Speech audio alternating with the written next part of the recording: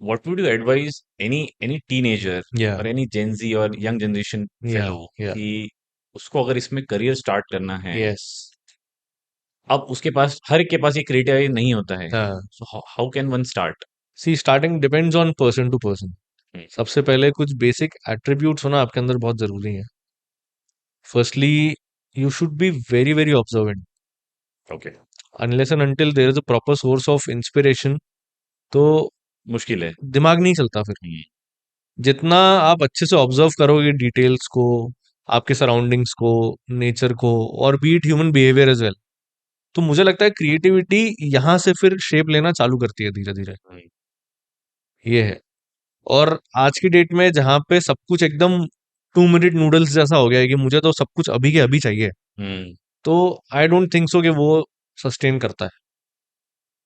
Instead of being focused on result and doing quick stuff, थोड़ा patience होना बहुत जरूरी है. एक पेशेंस और परसिवरेंस है जो मैं मानता हूं कि किसी की भी लाइफ में, बीट का क्रिएटिव फील्ड और बीट एनी करियर, बहुत ज्यादा जरूरी है. How can one develop it? Patience तो मुझे ऐसा लगता है कि पेशेंस डेवलप करने के लिए ना योगा करना बहुत जरूरी ओके, है. Yes. You need to keep your mind calm first of all.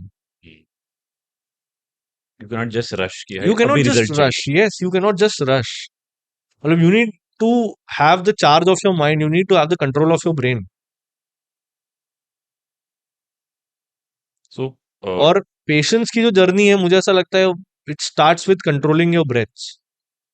तो जब आप प्राणायाम करते हो, जब आप अपने ब्रेथ्स को कंट्रोल करते हो कि breathe in then slowly breathe out, और जो अलग अलग तरह के प्राणायाम होते हैं, उससे दिमाग बहुत काम होता यू प्रैक्टिस? है. यस. ओके, उससे दिमाग बहुत शांत हो जाता so you refer lot of books या ऐसे पढ़ते भी हैं आप? इज जस्ट जस्ट लाइक है. रीडिंग हैबिट तो मेरी नहीं है बहुत ज्यादा. ओके, मैं पढ़ने के नाम पे सिर्फ न्यूज़पेपर पढ़ता हूँ रोज सुबह. माय गॉड, न्यूज़पेपर पढ़ता हूँ, और कुछ कुछ बुक्स हैं जो मैंने पढ़ी हुई हैं, बहुत ज्यादा तो नहीं. Okay, I rather prefer audio books. Audio book सुनते हुए मैं ड्राइव करता हूँ, तो मैं लगा लेता हूँ बैकग्राउंड में, ओके, ऑडियो बुक्स चलती रहती हैं. But that helps you that acquire helps me. Knowledge. Yes, yes, okay, yes. मतलब I am very curious to know about things. बस मुझ में उतना ज्यादा पेशेंस नहीं है कि मैं बुक बैठ के एक एक पढ़ लूँ. बचपन में बहुत मैंने पढ़ी है, और बचपन में बुक्स पढ़ने की जगह बहुत बार मैं कलरिंग बुक्स उठा लिया करता था कि ये बनाते हैं, कुछ ड्राइंग करते हैं, कुछ वैसा करते हैं, तो इसलिए शायद रीडिंग हैबिट उतनी पड़ी नहीं मेरी. या but I used to read comic books a lot, और नॉवेल्स हो गई कुछ, गुड स्टोरीज, तो वैसा. What do you do? How do you spend your time when you are actually not working with the scrap turning into creativity? I listen music. अच्छा, I love music. मैं घूमने निकल जाता हूँ कहीं पे. Okay, like I love chasing sunsets.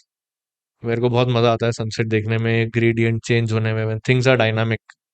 तो I love all of that. फिर कभी कभी किसी के साथ जैमिंग करने निकल जाते हैं, अच्छा, गाने ओह बजाने रियली? चले जाते हैं. Yes. So that is something that I love.